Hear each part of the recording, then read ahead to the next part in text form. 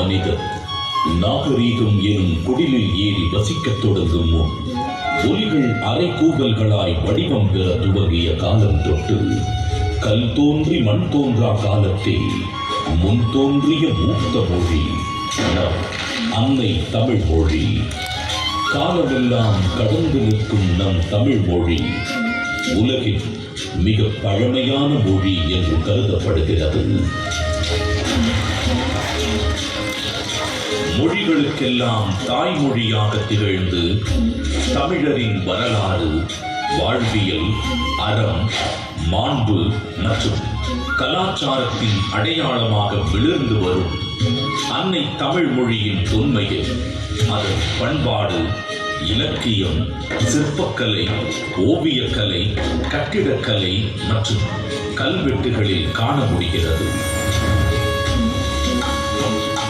3 பிரிவுகள், 133 அதிகாரங்கள், மொத்தம் 1330 குறள்களில் இப்பாரினை அளந்து இவ்வுலகிற்கு இன்றியமையாத பொதுமறையை இயற்றி தந்த தமிழ் தாயின் தலைமகன், வையத்துள் வாழ்வாங்கு வாழ்ந்த தெய்வ புலவர் திருமகனார் திருவள்ளுவர்.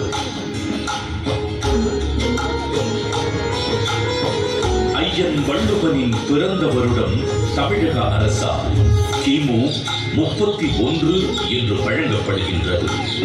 சென்னையின் மயிலாப்பூரில் வாழ்ந்ததாக கருதப்படும் இவர் காவிரி பாக்கத்தை ஒட்டி வாழ்ந்து வந்த மார்க்செயின் என்பவரது மகள் வாசுகியை மணமுடித்தார் என்றும் கூறப்படுகின்றது. தன்னை பற்றிய குறிப்புகள் மிக குறைவாகவே கிடைக்கப் பெற்றுள்ள போதிலும் தம் சொற்களால் தமிழ் கடத்தி சாதி மத வேதங்களை களைந்து மனிதத்தை உயர்த்தி பிடித்தவர் வள்ளுவர் திருமகனார்.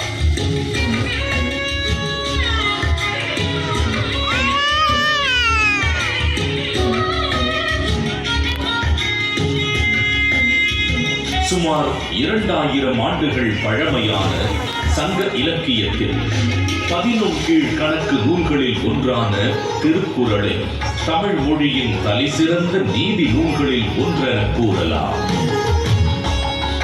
1.5 அடியில் 7 சொற்களில் மட்டுமே கொண்டு எழுதப்பட்டு ரத்தின சுருக்கமாக அதே நேரத்தில் மிக ஆழமான கருத்துக்களை வெளிப்படுத்தும் நூலாக மிகச்சிறிய வார்த்தைகளில் மிகப்பெரிய தத்துவங்களை அடக்கியுள்ள நூலாக இருக்கும் திருக்குறள் இன்றும் அது பகுத்தளிக்கும் நெறிமுறைகளுக்காகவும் அது வழங்கக்கூடிய பகுத்தறிவிற்காகவும் தமிழர்கள் மட்டுமல்லாது பல்வேறு மக்களாலும் விரும்பி போற்றப்படுகிறது.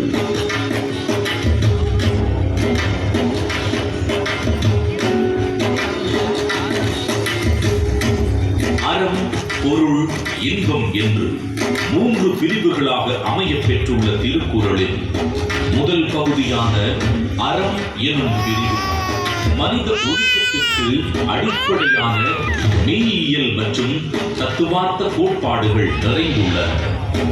உதாரணத்திற்கு காலத்தினார் செய்த நன்றி சிறிதெனினும் ஞாலத்தின் மானப் பெரிது எனும் குறள் ஒன்று செய்யும் உதவி மிகச் சிறியதாக இருந்தாலும் அதை தக்க காலத்தில் செய்தால் அது இவ்வுலகை விட பெரியது என்று கூறுவதன் மூலம் நட்பின் மேன்மையையும் உதவி செய்வதன் முக்கியத்துவத்தையும் எடுத்துரைக்கிறது.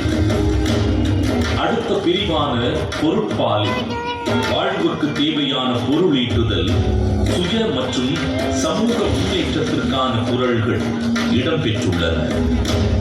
உதாரணத்திற்கு கற்க கசடர கற்பவை கற்றபின் நிற்க அதற்கு தக எனும் குறளில் கல்வியின் முக்கியத்துவம், கல்லாமையின் தீங்கு, பொருள் கூர்ந்து கற்றல், அதன் பின் அறவழி நடத்தல் போன்ற எக்காலத்திற்கும் பயன்பெறும் கூறுகள் இடம்பெற்றுள்ளன.